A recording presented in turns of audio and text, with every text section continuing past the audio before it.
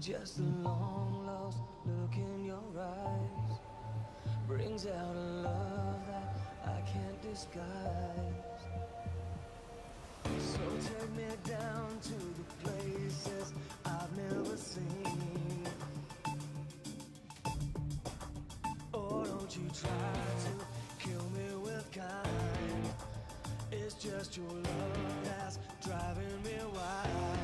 Oh, from the dawn we rise, with the heart we cry, to the light we go, to the light we go.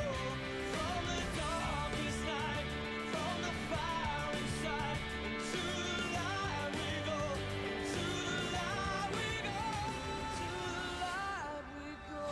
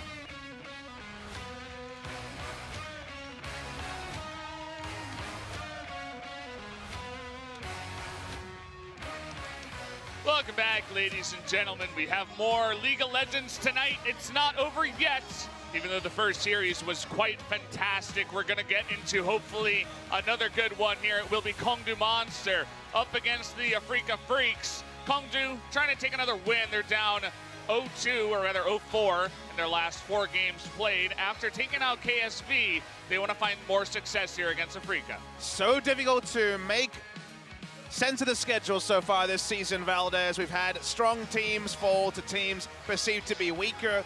Afreeca Freecs, their consistency needs to be complimented. 6 in a row, looking for more.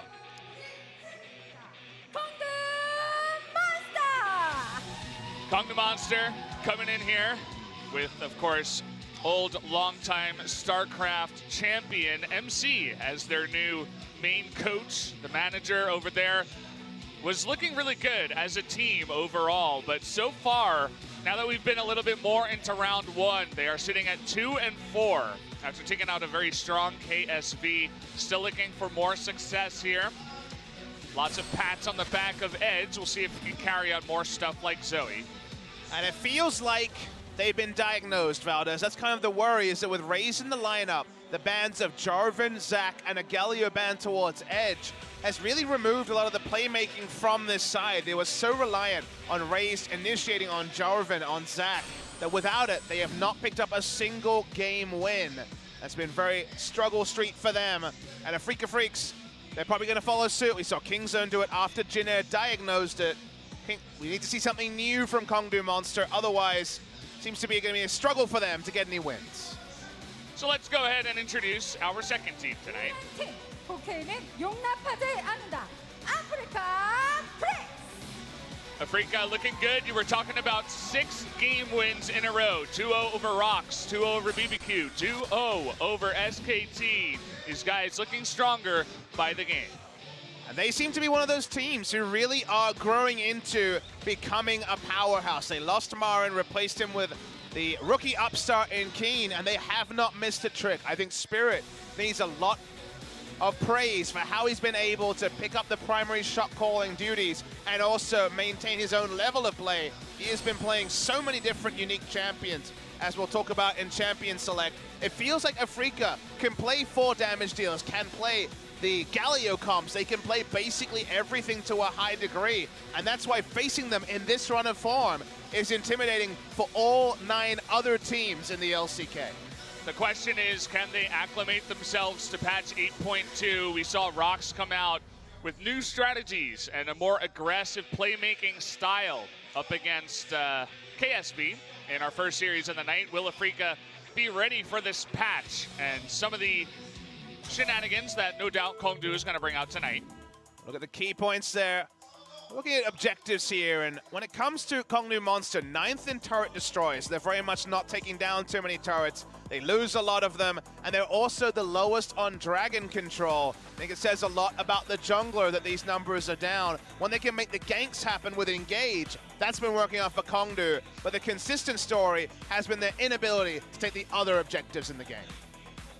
Yeah, definitely some star performances. As I mentioned before, Edge popping off on the Zoe, so looking good on Ezreal, but they can't do it all by themselves. They have to come together as a team, and we'll see what they can do here. Afreeca Freecs, I can see you. Wards per minute first, control wards per minute first, ward removals per minute first. I mean, they control the map. And that's so cool that their vision game is so robust. Control wards per minute being first over a team like KT Rolster, for example. Amada famous for just how many wards he puts down in the early to mid game. A vision support if there ever was one. This is a team warding effort because you cannot just put down control wards yourself. And we always see Afreeca Freecs shopping, buying multiple control wards, and then looking to try an objective. That should be a standard, but we still see Afreeca perform it better than most. As we look at Raze, who you notice here, the jungle ban percentage, the important ones are only 2. Jarvan and Zac are the only champions he's got to win on. And after that has happened, after we've seen those banned out every time, Raze not had the same impact on the Rift. Yeah, it does say at the bottom, 77% kill participation for the last set that he played in. That was Anne's Kingzone Dragon X, and there weren't many kills there. But KONGDOO Monster only played in game 1 as well, so a bit misleading. They're trying to find a silver lining for a story that unfortunately doesn't hold that many silver linings. Pick and ban, the bans I should say for the red side seem clear, as the mid lane battle is one that, like you say, could be really exciting to watch. Edge has been one of our best Zoe players, Kuro has played it as well, and Kuro in general kind of getting a new lease on life, 3-1 on Azir, so finally being able to right the ship on the champion that's causing the most pain in the past. He's also been playing the Corki and the Zoe, so I think Zoe will certainly be a contested pick between these two teams. Yeah, no doubt. And it might just be up to Afreeca to go ahead and ban that. They are on the red side this time around. I don't think that KONGDOO would be too scared to go ahead and first pick a Zoe for their team. But again, the question has to be raised. Will there remain a pick that Raze can actually play? Because he is starting tonight, and he needs to perform for KONGDOO to have some success. He's got all the MVPs as well, Valdez, so there's a lot of expectation on his shoulders, but actually finding a new champion in the past couple of days before their last match needs to be the story for Raze. He's played other junglers, but when he's on the true damage threats, that's not working. When he's on primary engage, he's only had one single game outside of the 2 previously, and that was actually on the Gragas, and that was when they picked losing lanes in the Gragas and it didn't work out. So maybe a revisit to the Gragas, but Raze needs to find a new way to impact games, because if teams can double ban and the team basically loses around Raze, then they've already been figured out. Yeah, I mean, you need to have a jungler like Spirit, you were talking about, 11 different picks, and he looked good on pretty much all of them. He doesn't have winning ratios on every single one, especially as Kha'Zix is sitting at an awkward 0-3. But definitely has a very deep champion pool. If Raze can practice a little bit more and get up there. They were also trying to bring in Yujun and see if he could offer some hope, not against Kingzone. Not against anyone else. We should also mention what we're hearing on everyone's lips. If you talk to a Korean analyst, you know what they say? Spirit Nunu. So the Nunu from one of the 2 junglers seems like a likely one for this series. Definitely could happen. Let's jump into picks and bans for game number 1.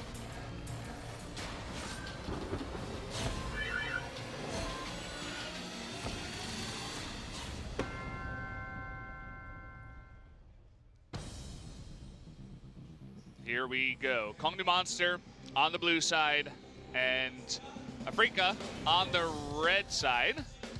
We just received a delivery of gigantic hot packs that are in green. Very interesting.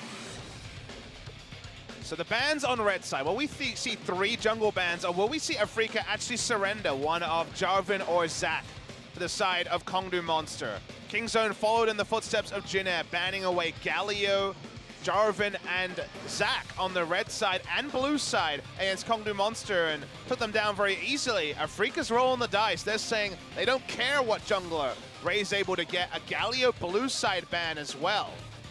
We're seeing final ban here. Only Sejuani ban of junglers so far. It is patch 8.2, but wouldn't have expected a higher priority on bans outside the two. They will ban away the Zoe. They give KONGDOO Monster their choice. I wonder if we just see a first pick Jarvan for Raze.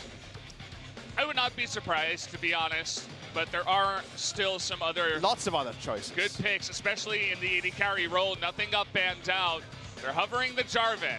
Like I said before, would not be surprised. I think it's a good idea just to get your jungler on something comfortable, but they switched to Gnar for Roach. It was so suspicious, it was so obvious that Jarvan first pick will be something that KONGDOO Monster wants that Afreeca decided it's too risky. With the Gangplank banned away, they're going to lock in the Gnar, but Keen is going to be very comfortable on the Camille. And this would also be very interesting. With all the AD carries available, no AD carry bans, the Varus being first choice over Kalista in particular will be a surprise, but Afreeca know what they want, and they want the Varus. Yeah. That guy came from about 3.5 hours away to come watch Spirit, and he's like, please get me home in time so I can take the last train. We'll see if that actually happens. I predicted the 2-0 for Afreeca. We'll see what they bring out here. Hovering a bunch of weird picks here. I don't think we're going to see Ahri anytime soon. Nope.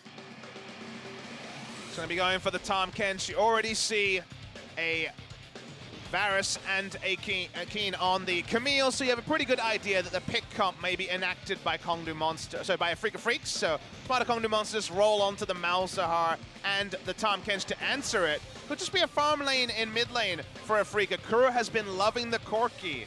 Has again been a very popular pick in Korean solo queue recently, and just wants to go ultra safe against Edge with that Corki. Does mean they could get back to those super high threat comps they were running against SK Telecom T1, where they had 3 Trinity Force users, already 2 locked in for the side of Afreeca Freecs.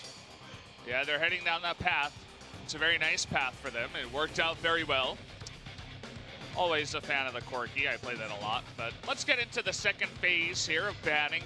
The Kog'Maw going to be taken away. No AD carry picked just yet by KONGDOO Monster, and the Tahm Kench kind of suggests you want to play something without an escape, a bit more squishy. Yeah, Kog'Maw Kalista would be a very straightforward ban phase on the red side because you've already seen Tahm Kench locked in, and you're not as afraid of Xayah because Xayah and Rakan can't be put together as a duo.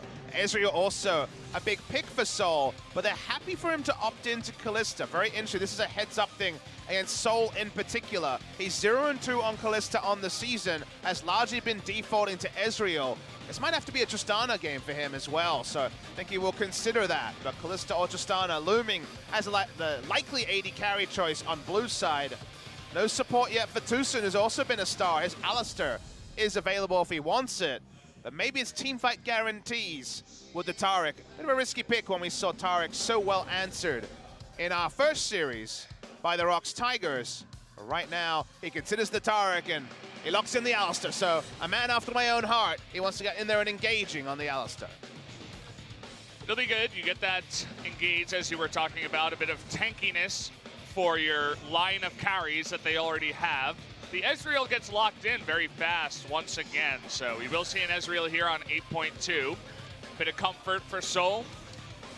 Was 3-2 on this pick before on 8.1. Has been tuned down in a couple of different ways, direct nerfs and also nerf to Kleptomancy. So have to see how that does, and Raze will be appreciative that so late in the draft he's able to pick up the Jarvan. So a lot of threat onto the mid lane with Jarvan and Malzahar. On this champion, Raze has been fantastic in terms of pathing, but look at this. Spirit looking for his 12th unique jungle pick of the season if he does lock in the Graves. That was what was preferred by Contracts back at Worlds in this matchup against Jarvan, but he's just playing with our hearts. Going to be the Jax.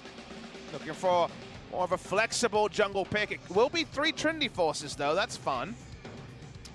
Go with what works, you know. You get another pick that can go tanky after that Trinity Force that we will almost inevitably see on the Jax. Spirit sitting at a comfortable 1-0 on the Jax. He's played so many different champions actually 7 different champions that he's sitting at 1-0 exactly so far for LCK Spring. Pretty incredible. He's going to give this one another shot. Worked out for them. But the Tom Kent's was huge. It was so oppressive in game number 3, Rocks versus KSV. And Secret, maybe he was watching that game and he's like, hey, I could do this too. He's played his own couple of games. He's 1-2 on the Tom Kent so far. No doubt he is very well practiced. We'll see if he can have as much of an effect as we saw out of Key in the last series. Really strong draws from both sides. You look on blue side, a lot of lockdown, a lot of engage. Top side of the map, Gnar, Jarvan, and Malzahar, all pretty reliable in their roles. We'll see how the Camille versus Gnar matchup goes. This time out, we've seen it swing both ways. Bot lane is all about safety. Ezreal and Tom Kent, very non-interactive bot lane. But clearly, this team is all about hard commit and then allowing the Ezreal to self-peel in the backline. I imagine Tom Kent is going to be focused on his Malzahar more than his Ezreal with how the team fight is expected to go. Whereas this is a similar draft from Afreeca that we saw against SK Telecom in game 1, where they go heavy on the turret damage and scale. A lot of poke under turrets, a strong 4-1 if they can get the Camille rolling. So I'd like to see Spirit play around Keen, allow him to be the aggressor in the matchup and not just passively farming like he did against Antara. I'm excited to get into this one. Let's jump into game number 1 of KONGDOO versus the Afreeca Freecs.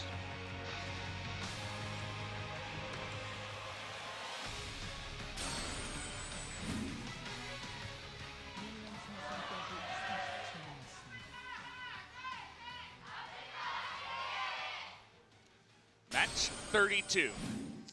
We're just getting over the 1/3 done of LCK 2018 spring here. Feels like it's gone by pretty fast. You and I have only done 5 or 6 casts before today. It's our 6th match day today. Observers showing that a cull start for Kuro. It's not in the Galio matchup. This time it's in the Malzahar matchup. Just looking to sit back and farm.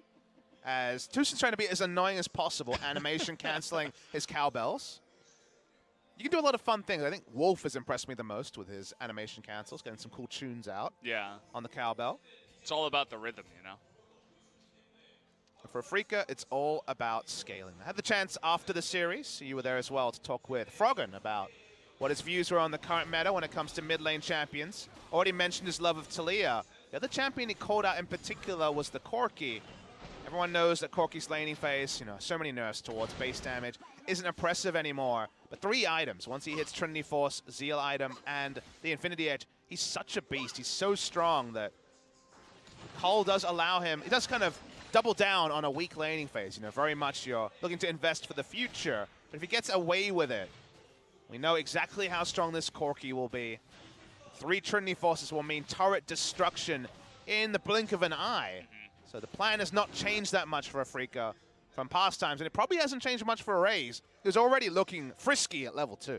Yep, red to blue and mid lane going for this Corki, who is also level 2. See if he picked up his Valkyrie. Hopefully for him he did. Oh. Misses up the flag and drag flash.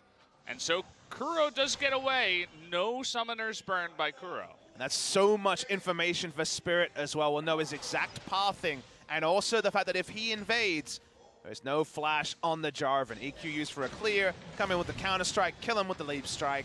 A lot of options available for Spirit, a big cost there.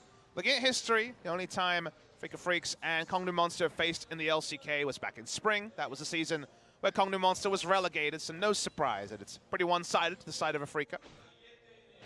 Yeah.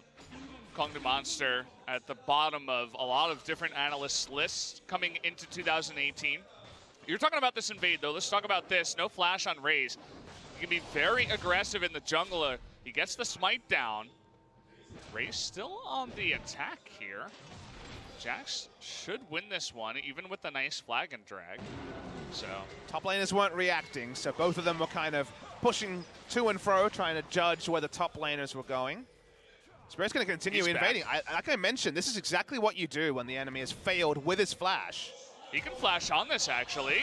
Trying to get in here. He knows the flag and drag was used, and that's going to do it. First blood handed over, as well as double buff to Keen on Camille top. And it was like watching a car crash, Valdez. What did I say from the moment that he screwed up the EQ into Flash in the mid lane. That is a free target for an experienced jungle like Spirit to come and kill you at one of your buffs. His E was down, his Flash was down, his pants were down, he was dead. There's nothing he could do.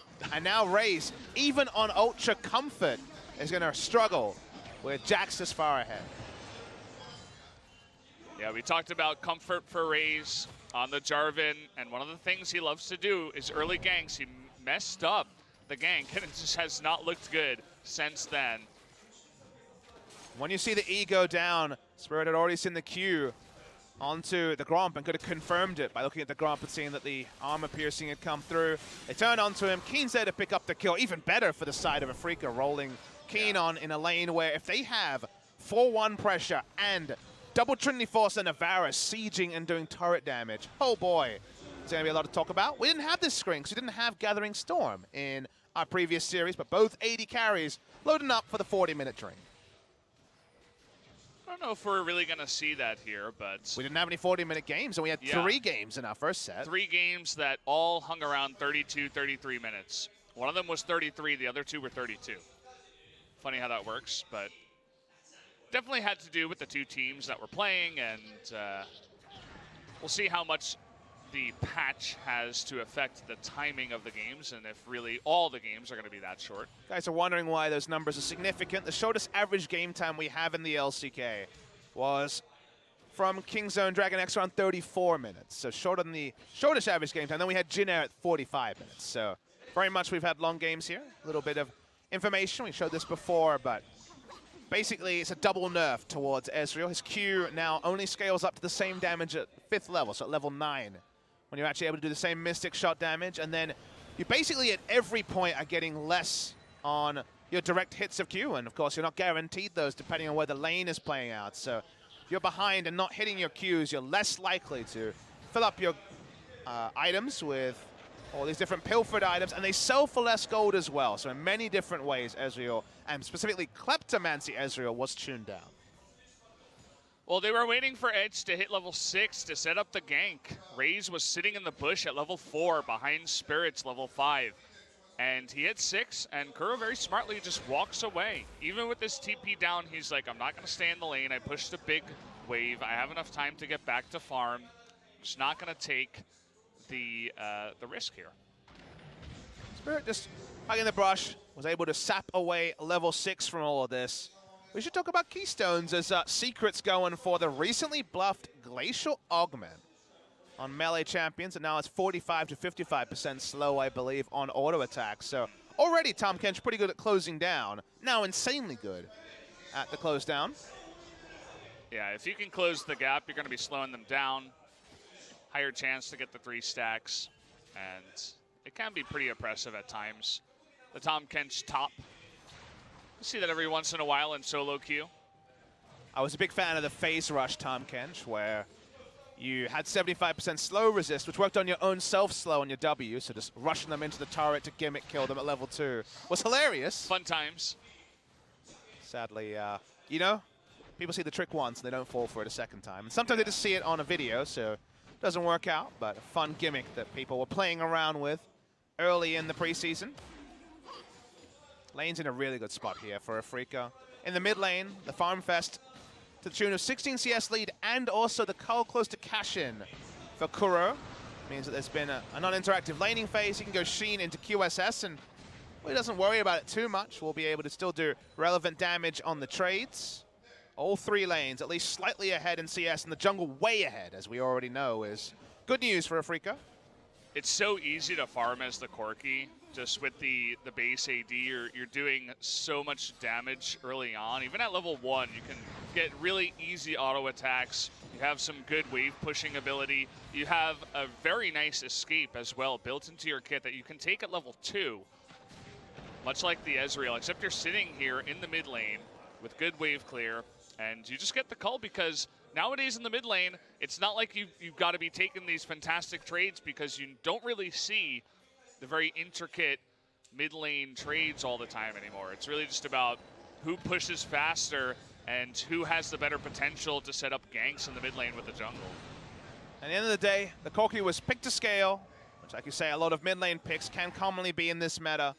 They were happy to give up the early game, but then there was a mistake from the enemy jungler, and they profited from that as well. So when they have the triple Trinity Force spike coming at some point in this game, but also an easier bridge to get there due to the misplay from KONGDOO. I mean, KONGDOO had massive threat around level 6 on their mid laner and level 6 on their jungler that kind of has been looked over now that QSS is complete before a real gank is going to impact onto Kuro. Now mid lane is no longer an easy place for Raze to gank, so failing the level 2 in that manner, then also being disrespectful about how he cleared his camps, has the flow-on effect of also severely hurting the top side of the map, and that was really the advantage that KONGDOO drafted for, was a strong top side, and now the top side's going to go even at best. Yeah.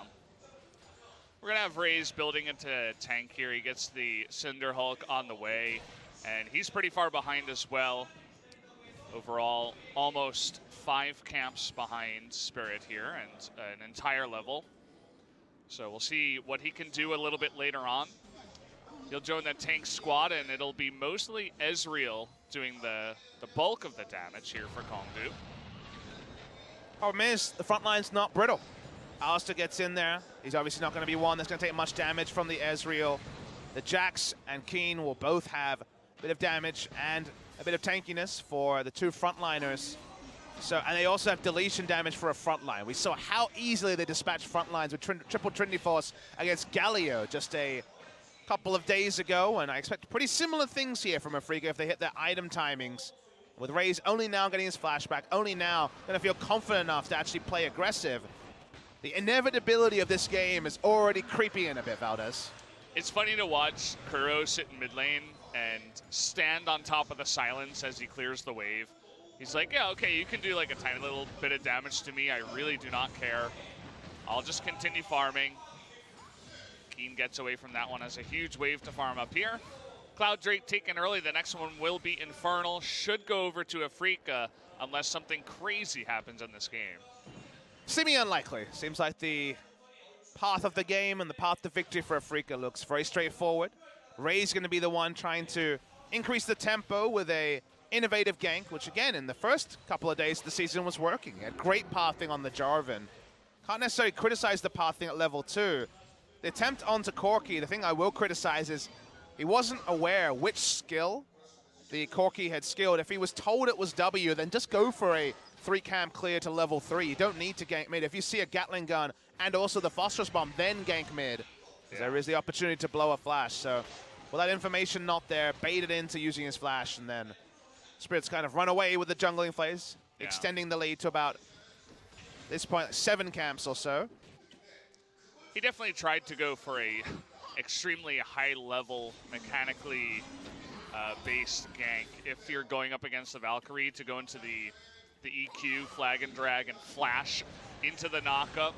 Even describing it sounds difficult. And then Kuro still has his flash available. Yep. So you're going to have enough damage to come out after that, which is not always super likely from a level 2 Malzahar. And I think the enough damage point can be generalized to KONGDOO Monsters comp. We saw SKT get heavily criticized for 4 tanks and a Sivir, but Sivir's late game damage, 6 items, is massive.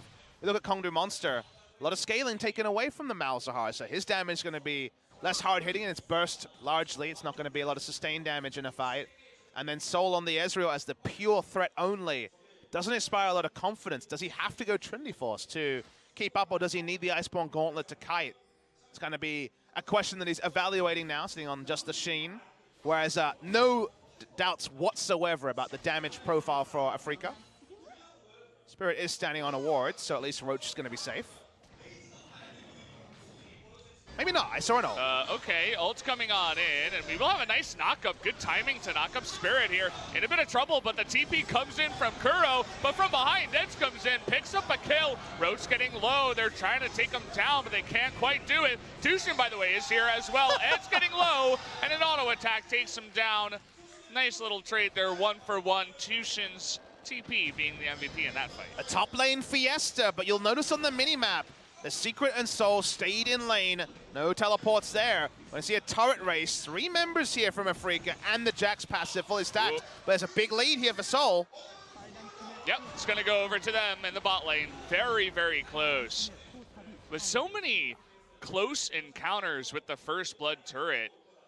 I mean, I would have to expect that the Tahm Kench did take the demolish, but maybe we'll see a little bit more. It'll have to be, you know, very, very popular for that to come out, but you can see how Rich gets locked down here. Yeah, the information was available to KONGDOO Monster. That's why Raze was topside, but Raze is level 8 and came in at half health. A million teleports come in because that's the meta we're currently in. Very, very difficult to keep track of. Ult only hit onto Tucson from the Gnar, so no effect that they were able to take down Edge. Credit to the members of KONGDOO Monster on the bot side. They do get the first turret after all of this, but Kramer hasn't been zoned from CS. He's almost equal with that of the Ezreal. And the Drake was already taken bot side, so they were able to make that play and didn't even give away a bonus objective. So trading 1-for-1 using that many teleports, not ideal stuff from Afreeca, but if that's how things go, when they're a bit fast and loose and make a bit of a mistake, they'll take it. Bit of an ultimate here onto an Alistar without his ultimate. He gets taken down. Tushin not respecting the Nether Grasp. His ultimate was still quite a long way away, so this was caught. No other way to put it. Thought they were just going to be wave clearing in mid lane, but nice punishment from KONGDOO Monster. Lane assignment is now Edge top side. Doesn't have teleport, but still a minute 30 till the Infernals. Just wants to push out the lane. It's going to be Iceborne Gauntlet from Soul. So I think early in the game is their best chance to win 5v5s before the damage truly does fall off a cliff. Let's start the Rift Herald. Jack's walking up, but don't think he's going to be in position for a steal. Yeah, it would have to be really close. Oh, okay, Spirit casually walks in, steals it. Of course, they can deny this for a very long time, but to have that even happen, kind of demoralizing. Yeah, no control ward there on the pit means there was no exclusive vision. A Waterman slipped in too easy for Spirit.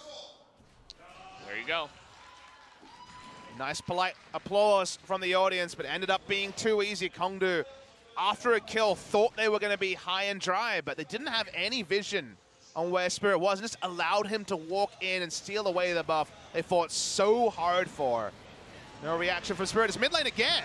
Oh boy, Varus is locked down here. He still has his flash available, but an Alistar is in trouble.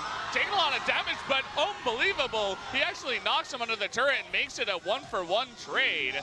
Nicely done. Messing up the flash here is Keen. He's trying to get another kill onto Raze, who's getting low. Kuro trying to come from the side, lands that missile. Keen getting in close, but can't quite close.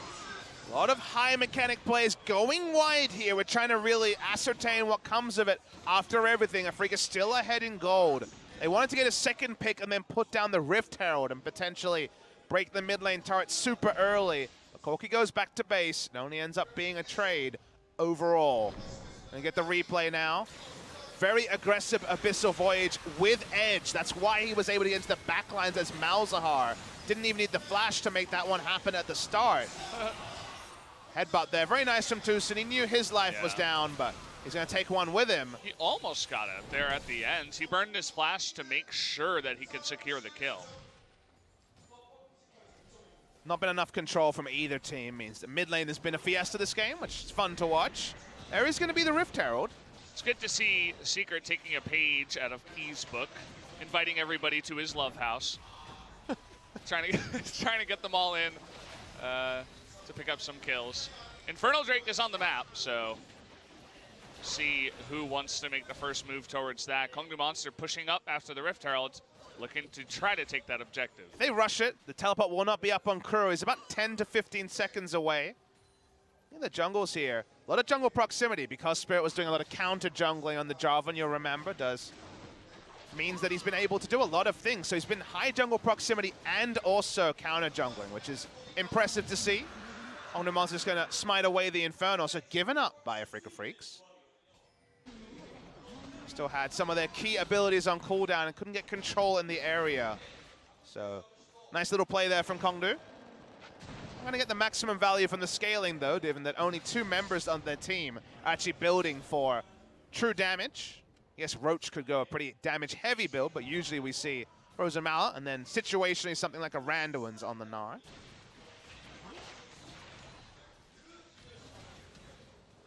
It's interesting to see Afreeca essentially just give up the Infernal when you have to think they were feeling pretty confident so far in this game, but they give it up, and they had Kuro pushing top basically to no avail. He got a blue buff, but that's about it. So I suppose they secured both blue buffs, which is something. But I mean, if you think about it, if the game goes long enough for Inferno to be truly valuable, you know, when 5-6 items are there, it doesn't really matter how many Infernos KONGDOO Monster have. They're still going to run out of damage. But if it's a short game, that's one of the few ways Afreeca Freecs can lose, because their item timings, their item spikes, when they have triple Trinity Force, are insane. This doesn't matter what intangibles there are, short of, say, 5 Drakes and an Elder. There's no way for KONGDOO to match the damage profile that Afreeca have drafted for. So I think opting out of one of the few ways you can lose and doubling down on almost a guaranteed victory in terms of late game damage and is probably the right way to go. So I don't mind it from Afreeca, even if you look at it simply and you're like, well, 4 people can use the Infernal, therefore they really want it. Not picking it up isn't going to be a huge cost once we hit that 50-minute mark.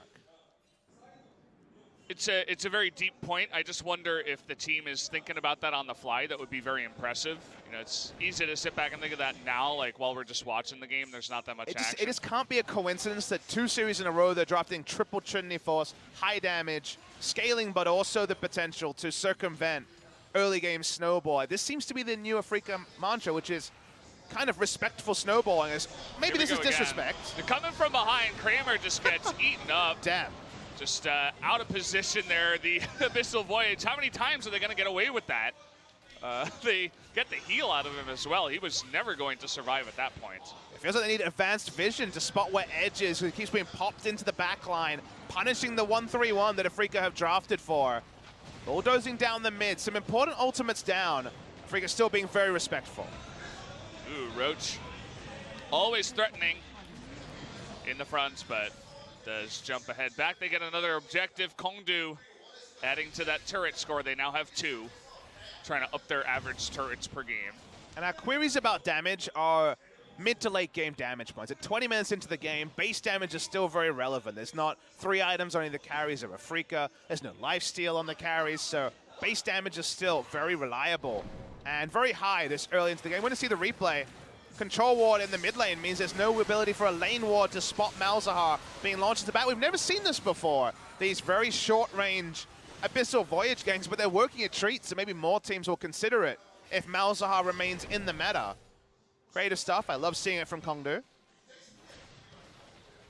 But how close are we to they running out of damage to deal with the Afreeca Freecs is the real thing that I'm trained on. Triple Trinity Force finally complete. Pretty fearsome stuff from Camille, Jackson, Corki. In a row as well. It's one of the most expensive items in the game, and it gets filled by expense of the items, so that's why we do see it on the spectator client here, all in a row. Rageblade's right up there in cost as well. Very expensive cores for all of Afreeca. Usually the punishment for spending so much gold on early game damage is, you know, a big power trough before then, but Afreeca are ahead in gold, and they've spent their gold on just the royalty, the top tier of items. So that means they're still in a very comfortable position despite being killed down. They also have double QSS, so the next time that a gank like that comes in, Kramer can QSS flash, and they can try to turn it around. It does eventually run out of effectiveness. See if any other members pick up a QSS, maybe Camille as a 4th item or something like that. I'm sure she's going to be in the side lane most of the time. But yeah, the game has kind of slowed down. Afreeca took some of the objectives earlier on, but as you were saying, I think they're just playing for the late game at this point, whereas KONGDOO, they're trying to find any edge that they potentially can. The last remaining tier 1 turret is in the top lane, but no big push towards that just yet. Safe 1-3-1 until you're forced to fight for objectives is how Afreeca is approaching the game. Want to get 3 items onto the Corki as safely as possible, and the no-risk play is to divide up the map, push out the lanes, and then if your control wards are sitting, which they are, they look defensive, but Corki is going to push 1 wave and then back and try to come towards his team, and then now Corki's at 2 items. Things are starting to roll. There is the QSS, and I think heavy QSS in this game as a counterpoint to say the people asking about Ruler picking up a QSS in our previous series. I think heavy QSS makes a lot of sense here in a game like this because when they do fight, it's damage threats diving into the backline. Malzahar holding you in position while Ezreal free hits is one of the few ways you can actually be taken down. So QSS trivializing Malzahar's impact. It's only Iceborne Gauntlet. Ezreal behind that is really what Afreeca Freecs want to do to guarantee that when they're happy with their items, when they're actually opting into fights, they're locked and loaded and ready to go. Yeah, Camille taking it very early after the Tiamat, but you got to do what you got to do, I suppose. And, well, the first series was very fun, but we've kind of pushed back into farming. I think it just depends on the compositions and the teams that have decided that this is their strategy to go for. Still no push towards the top side here. It's only been Edge making a move, and especially with Cloud Drake as the third Drake, not really a high ranking objective at this point. No team seemingly wants to go for that at this point. Lots of control wards in the inventory. There was the point raised by the SPO2V staff about the amount of control wards. Afreeca placed the most of any teams, and we noted that it was a team effort. Only Kramer is laying down the team, but I'd imagine his control ward might have already been placed. But for now, defending Corki on his split push, defending the Camille on her split push. That's the big story for Afreeca. Still have triple teleport ready to go if they need to collapse, but KONGDOO Monster are the ones who really want to be setting the pace. We mentioned many times now that as late game comes, their fears about their team comp and their damage in team fights are raised. So they need to be the ones making things happen.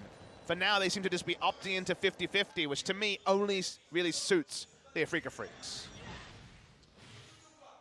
Yeah, you don't really want to just sit back here when you're in this situation. You got to pressure somewhere on the map, and spamming at weaves isn't necessarily going to be the option here. Not even trying to put down vision in the red side. As I say that, they do move in as 3. Got Malzahar up top with this TP. Edge up there, Roach down in the bottom lane. The surprise factor of the Abyssal Voyage gets more and more difficult. A lot of wards, control, and regular. Then a litter the red side jungle, so recreating what was working for them in the mid lane. Going to be heavily denied now. Seeker just being best friends forever with Soul after being with Edge for the majority of the mid game. He's going in here. Here's the Abyssal Voyage. They get the Valkyrie. Once again, this is a Corki, but they push him out with a high number of damage, and now they're looking for that top tier 1. Looking for the snipe. Oh, that was close. I think that would have got him. Yeah, I think he would have died there. So that was important that he sidestepped from it. And we mentioned KONGDOO Monster raising the pace of the game. They finally do with a nice little team-wide move. While it looks comical when Corki could sidestep with just his Valkyrie, forcing him out was enough for them to pick up an objective that allows them to safer and safer inch vision into the red side jungle, clear it out, and then start to attempt the Baron. They can attempt Baron pretty safely. They have a slow Baron. Play the Rune King finished on Soul, but otherwise, Baron threat is not massive. Leandri's Malzahar will be decent. But they have a good turn because the Voidlings will start to tank it. They have Jarvan and Malzahar to flash and re-engage, and that's their best way to actually find a significant or a meaningful lead in this game, because Afreeca are squishy. They may have multiple QSSs, but they will fall like paper if they run in one at a time in a line. So that's what KONGDOO Monster want to do. Create a bit of panic, create a bit of a situation that forces Afreeca to react, because we've seen how Afreeca wants to play. They want to play in the side lane as much as possible until they hit their items. Speaking of the items, we do have a bunch of them coming in. Blade of the Rune King finished up for the Varus. The Ravenous Hydra up on the top there for Camille. Rapid Fire Cannon for Corki, so they're beginning to build it up. Also, BF Sword picked up on Corki just a second ago. But also the tanky items, you see the Gnar moving towards the Randuins you were talking about.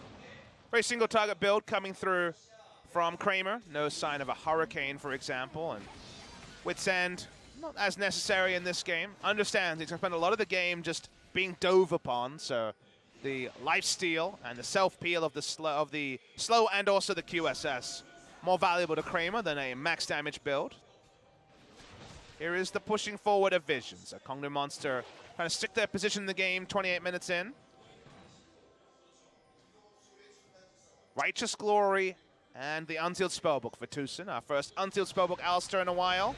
Okay, the flash, they just walk straight into it, but Spirit makes a 4-man stun. Is it going to matter? No, he gets devoured at the end. But who's going to go down on the opposite side? Tucson, he wants blood here. He's going to push in Raze, who in turn does get a nice little cataclysm, but it's too much damage. Once again, coming out of Afreeca. But here comes Roach. He's looking for the ultimate. Can't quite get there. Very, very close towards the end of that one. Oh, not quite close on that one, though. Almost a perfect fight for KONGDOO Monster. They smelt the blood. They got so many members low, but the QSS has stopped any kills from sticking. Oh. Speaking of kills. Look at Keen going 1v3, looking for a kill. He's got double TP on the back. Kramer QSSing out of it. They're looking for the big turnaround with this. Kuro with the damage coming out of Corky. Now looking for Edge. It's a double kill and an ace against KONGDOO for Afreeca. That's why we saw them so far forward. It looked like a weird rush of blood to the head of Keen, but it was because they had double teleport out of nowhere coming in. With all the Baron damage, they turn onto it. First Baron in the game, probably going to go to the Afreeca Freecs. It should, unless Raze can get there, but it doesn't look like he's barreling down on the Baron. Just a lack of respect for the TPs for the Tucson unsealed spellbook once again. And KONGDOO Monster get caught out. They'll pick up the consolation, Cloud Drake. The thing about multiple Trinity Force teams is that they want to keep fighting after the initial burst is done, but what do we say about KONGDOO? They have one round of damage, then they really fall away. So while it looks good for KONGDOO at the start when they're able to get a single pick onto the Jax, you think, okay, game's decided, gone 1-for-1. They're chasing away so many members of Afreeca, they're all so low, the fight's over. No, remember, all the teleports are up. They're not able to register any kill with the ultimate on the back end, and then a really nice flank from Tucson and friends. Yeah. That's the cleanup. Now the Infinity Edge is there. Now the Baron buff is there. And now Afreeca no longer need to just focus on 1-3-1 only. They can 4-1, and if Tucson's feeling frisky, they can dive. Important point that Tucson survived with just a sliver of health, maybe only 100 towards the end of that one. He was able to go back and TP back into the fight. By the way, he has switched to Ghost. So with the Baron buff, he's looking for the big time engage. Once the Flash and Ghost come off cooldown, no doubt KONGDOO will have to respect that. Yeah, what you do here, if you're Afreeca, is you take the easy objectives in the side lane, because any two people deletes the turret. Trinity Force or Avaris will be involved in any of those side lane pushes. We're going to see the replay. It looks insane from Keen, but he's not trying to get kills. He's trying to buy time. Tucson comes in. Doesn't even matter if the headbutt pulverize hits. And Kuro, man mode, straight onto Edge. Just picture in picture, we're seeing more kills. Yeah, we got a Devour here, but it just looks like a total rout on the side. A couple of members are going to go down. The two tanks, Raze and Secret, on the backside. We got a 1v1 in the top lane. Just getting caught out. We didn't see how this fight started, but with Tucson very low, you can kind of imagine what might have happened. I mean, Afreeca just looking to brawl. They'll play side lanes until they have two pushing lanes, and then Ghost Flash Alistair will look for a turret dive. If he's taking turret aggro, everyone else is dying because they have only threats on the remaining 4 members of the Afreeca Freecs, so they know exactly how they want to play this out. With Wit's End now on Kramer, it means that Kuro's doing even more magic damage crits. Kuro is literally a monster being set up by Kramer with that flat resist shred. All the turrets rolling down in one push, and the gold lead is going to start hitting 10,000 in no time. Yeah, we're getting close. Tucson about to get the cooldown up on his Ghost. At the same time, does have his Flash available. They take down all the outer turrets, only the inhibitor turrets and the Nexus ones do remain. Nice little Baron power play. Just about 6,000 gold, if not more. We still got about 40 seconds left on it. Anytime you have triple Trinity Force, you're going to have a sick Baron power play. And this was a force, actually, from KONGDOO Monster. They think they're going to initiate something, but interrupted on the flag and drag. EQ has not been happy for Raze on his Ultra Comfort. And from there, if any one member of Afreeca is free hitting, they're going to be a damage carry that decides a fight. Soul is zoned away because, just like FLICKR found out, there is no tanky enough front line to deal with how much sheer damage is on the side of Afreeca. And now they're going to smother the side of KONGDOO Monster by pushing in all their lanes. And one mistake, one kill, and they're just going to turret down everyone as the old Corky bug is back. Welcome back, old Corky. Nice to see you. But yeah, not the smartest Abyssal Voyage. Looked good earlier on in the game, but you're Abyssal Voyaging right on top of an Alistar in hopes that you can burst down the Varus, which at this point seems very unlikely. 27,000 damage How does Raze taken. have that much? Oh, damage taken. Okay. That confused me. I was like, that doesn't make any sense. We know about the damage taken. He has been in the front line, and his engage has not been as on point this time around. Only 8,000 damage onto the Varus, and lowest of all damage, as always, is the Ezreal, but unfortunately his damage dealt numbers are not going to be significant either. Yeah, it would be cool to get a follow-up with the damage done graph. I was trying to summon it there. It didn't really work out. Not a big fan of the Lord Dominic's Regard, actually, that has been completed by Soul. You look at the enemy team, and they're not actually the tankiest when it comes to health, and it's 2,000 to really get the massive value in terms of health differential. We're not going to see that from really anyone on the side of Afreeca.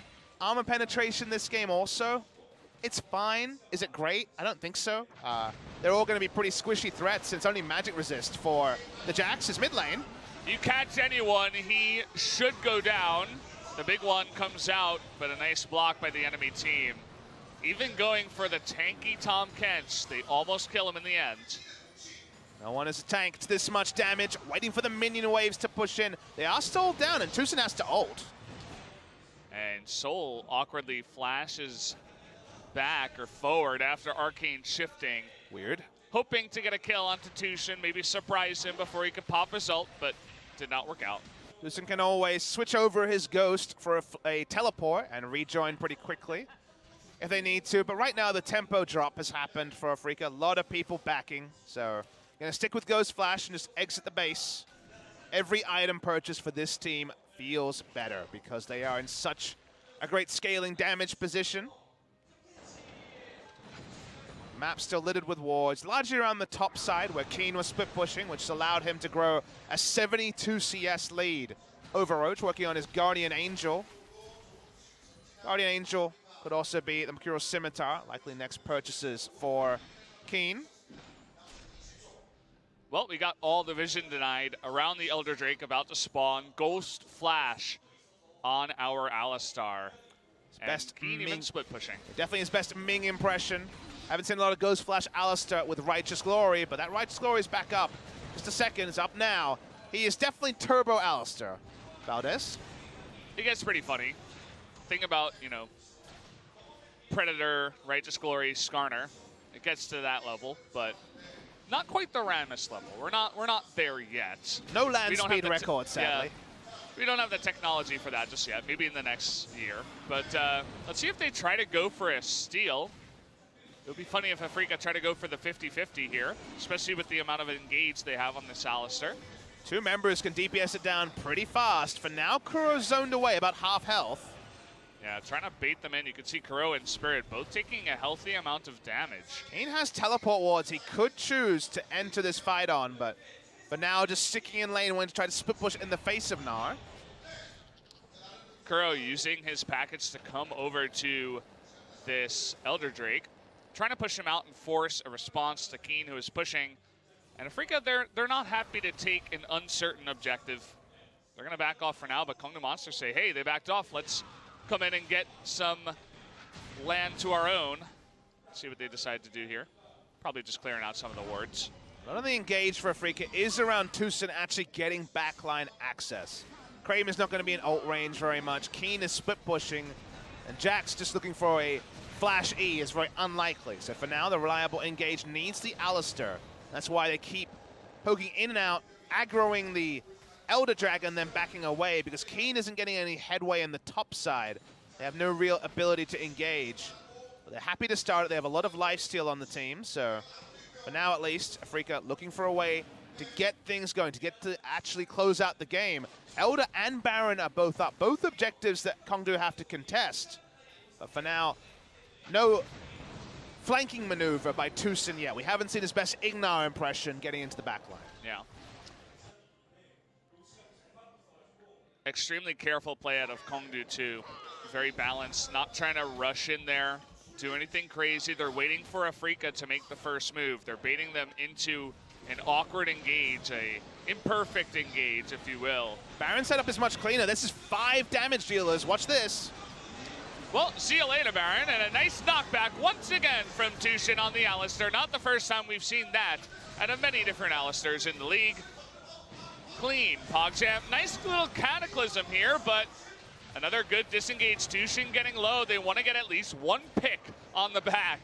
They don't want to let them all get out alive. Tushin dodges the Mystic shot, but maybe not the next one. Should be just 1 kill here. Tushin gives up his life for the Baron. His ult is down. The decision to go onto Baron was smart from Afreeca because they actually had lane pressure in the top lane. Keen had been pushing it into the enemy inhibitor for the longest time, whereas in the bot lane when they were trying to do Elder, they didn't have a pushing lane, so they weren't actually able to threaten any sort of a turn or look for an objective or to break the base. Around Baron, that was easier. They train it down. It goes down. But KONGDOO Monster getting a kill on the back end.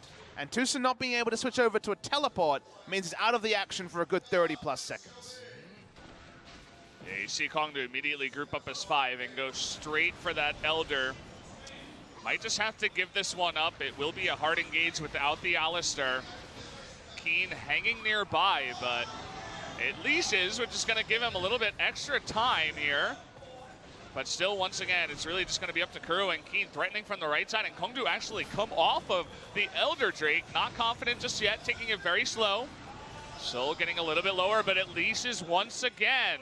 And they're not confident to stick on this one. And it's bought enough time for Tushin to get back as well. And now there's no safety in starting the objective if you're KONGDOO Monster. It's unfortunate, but again, they're down 11,000 gold. You can understand how they're not entirely confident to go for the objective. Will they go for the steal? It's not going to matter. As Tushin engaged, they actually do get the steal, but he might die for it. Raze, nicely done, but he loses his life, almost trades it back. Would have been a nice 1-for-1 trade with the steal. Can't quite get the kill, though, onto Spirit, and they're going down the mid lane. Yeah, nice pick up of the steal. Denies us from being Baron buff and a Elder Dragon buff, but it's not going to stop Afreeca pushing in. Remember, they've still got those Trinity forces. They push in. The base explodes. The turret does at least. They will continue pushing in. Spirit actually going up to the top lane, doing a bit of split pushing himself. Edge having to go back and get some health means that the inhibitor is going to go down. Nice silence. Does a bit of burst damage to that front line. And now Afreeca is on the run. Ed's still thinking about it. He's got his ghost popped with his ultimate available, but not going to go for it. He doesn't have passive ups, not able to just ult onto the Varus and claim anything there, so we back away. Finishing has been tricky so far for the side of Afreeca Freecs. They haven't been able to get the maximum value out of the Alistar. And from there, the Hextech Ultimatum really hasn't been used in any of these fights. We see the replay. Raze EQs in through the CC because EQ takes priority over the knock-up and able to steal it away. Nice steal away from Raze, but we wonder if it's too late. Spirit almost goes down, but Flash and Counter-Strike stops him from dying. Also sidesteps the True Shot Barrage. KONGDOO fans, take a deep breath. They're no closer to winning the game, but they're no closer to losing it instantly either. So despite being 10,000 gold behind against such a high damage team, only now are multiple Guardian Angels finished on the side of Afreeca. See if they look for a big engage with the Hextech Ultimatum, because so far it hasn't really been involved. They've certainly bought themselves some time here. Only the mid turret has gone down with the mid inhibitor, and we are at 42 minutes, so given enough time, KONGDOO themselves will be able to go up to max items and catch up. Again, we talk about compositions. Afreeca's going to look a lot better in terms of the damage, but the pick potential out of KONGDOO and the engage potential, we'll see if they can make something happen. They're not going to try to force any fights with the Elder. They're still too far behind. They want a bit more farm. They have a lot of time before the Baron and the Elder Drake are going to respawn, so they'll do just that. And as the game has gone on, Soul has been able to piece together a lot of damage dealt, just from poking, just from Qs. Has been able to get those numbers higher and higher. Actually finishing off kills has been a struggle for KONGDOO, 4 kills behind Afreeca Freecs, but we're waiting for the explosive team fight. But for now, Afreeca is being very respectful over starting. They're not willing to look for a sheer 5v5, respecting the fact there is a lot of lockdown on KONGDOO that extends to silences and knockups rather than the Malzahar ultimate that they've already itemized against. But now we're at 6 items on multiple members of Afreeca Freecs. We're also at the full court press. Corki going to move top lane and start to push in the top lane wave as Kramer and Spirit bring in bot lane. This should be the point where there's just too many threats on the side of Afreeca for them to fully respect. We're waiting for Afreeca to actually press the buttons and get aggressive. His edge is almost dead. Speaking about pressing buttons, just a couple of them will do almost all your health and damage when Corki is on 6 items. Gathering Storm, we revisit Soul and Kramer, the two that did pick it up. We're over 40 minutes now, so it's beginning to get very nice for these two players. It gets really out of order around the 40-minute mark when you're getting way more than a BF sword's worth of AD for free, just because of the time scaling. Still a lot of respect. They're trying to have all 3 waves crash at the same time, but Corki has to wait for the next minion wave to come in. They're pinging onto a blue. They're not advancing their position much at all, and there's no objectives to fall back to. With Baron still a minute away, the game continues to stall. The wave clear not the greatest here for KONGDOO Monster. They do have the True Shot Barrage and a good amount from Edge, but just thinking about an intense, 60-minute game where you've lost all 3 inhibitors, which may happen, especially after Afreeca picks up Baron. They have an opportunity. It's not going to be the easiest for KONGDOO to pull off. Yeah, you're fair. There's no Sivir here for the ultra delay. Even Varus is a good backup to Sivir when it comes to sheer wave clear in the late game, but neither available means their wave clear against Baron buff very limited. But then you could argue that Afreeca having so many threats means that their turret diving ability in the face of decent lockdown, some tanking members on KONGDOO, is also going to draw out the game. They need Alistair to pull off the dive, almost level 16 for maximum value out of his ultimate. They've been respectful when it comes to, say, Keen and Spirit, trying to double team and force a turret dive in the face of KONGDOO. When you're being that safe, this is the result. Games that do extend, and KONGDOO getting items that should never have been free to them, just adding up gold with just how many minion waves it crashed onto their inhibitors. They're looking for a pick, trying to go for Jax. Falls a bit short as Spirit gets out of there. Oh, it looks like that was a steal. Yeah, they're going to get the Scuttle Crab here, so they have a bit of vision now around the Baron.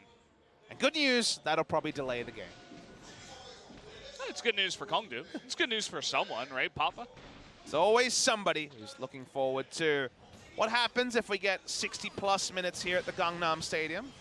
You know, it hasn't happened, right? Over 60 minutes? They're trying to backdoor the Baron here, not in vision of the Scuttle Crab. They're just duoing it. Tucson can take it for a long time, but they're giving up on that plan. Yeah. The second that KONGDOO moves in onto the wards as 4 members, they're like, nope, we're not going to do that. Now, this is smart. Kuro and Keen are here. If Keen can just harass away Roach.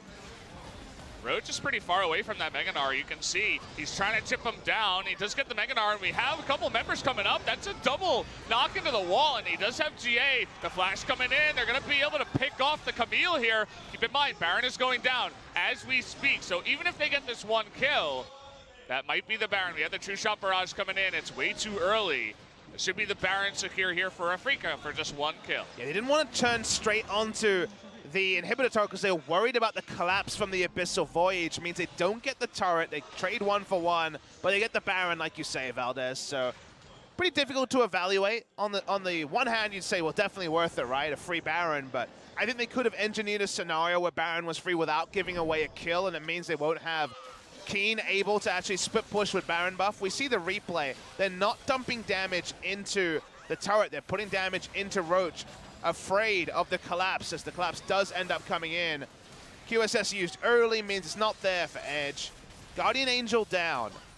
And the side lane threat with no Baron buff is going to be lower from Keen. So the actual ability to profit from the Baron buff gets even more tricky after all of this. And that's why you see Kuro, the one with his flash down, does have package, does have teleport, but can't be as aggressive as perhaps we could see from Keen in the side lane. So I'm just trying to keep tabs on the Gathering Storm. We're nearing 50 minutes, and that means 120 AP, but also, of course, for the 80 carries, 72 AD for both of them. So a hefty amount of AD, and this might even go to 60 minutes. And let's not cut it short. The 90-minute game was denied some amazing Gathering Storm numbers. Gets to insane values around 90 minutes. I would love to have the formula. Somebody's got to have it somewhere.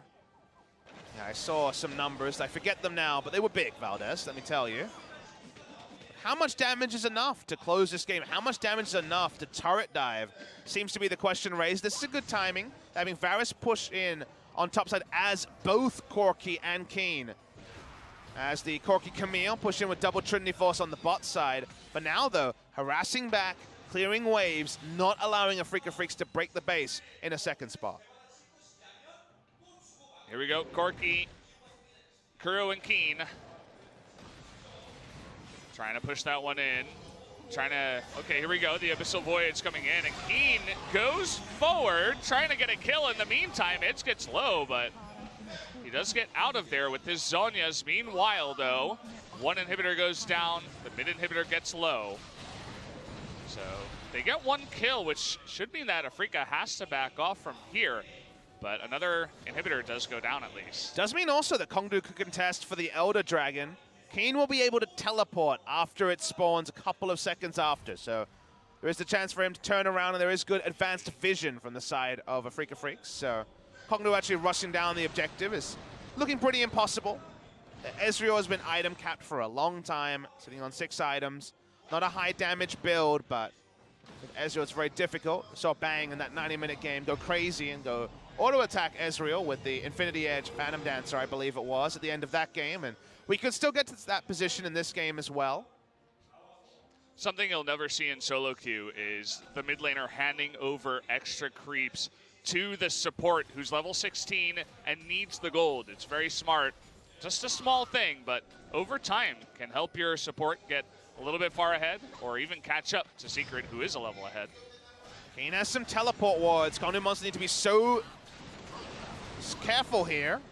Two-shot barrage on the top lane that has the super minions coming in, but there's that engage. They try to come in. Is Tushin trying to get onto Raze? He will go down on the back side. Will this just do it? In comes the Jax. We do have the Cal getting a little bit low. Actually, it was the Camille, but finally the engage comes in towards the end in the last rush. And Afreeca, they find the key to end the game. Good engage.